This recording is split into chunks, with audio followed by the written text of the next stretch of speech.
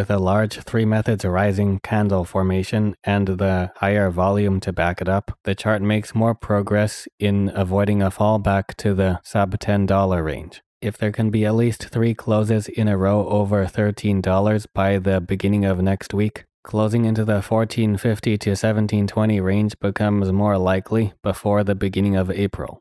Though if price only trades above $12.70 and can't consistently close over it, there could be more influence from the 0.78 to 1.0 arcs to keep price on more of a neutral to bearish stance. Then remember to stay tuned for coverage of more charts and tutorials on how to use the Fibonacci time zone tool. Now onto the next chart, where there's greater potential for support if price keeps dropping towards this area. Though watch to see if price can get over the spiral, especially before the beginning of April. Because although this range could still offer strong support towards the end of the month, if price is still under the spiral, it could indicate lower bullish confidence and improve conditions for falling onto these shallower inclines.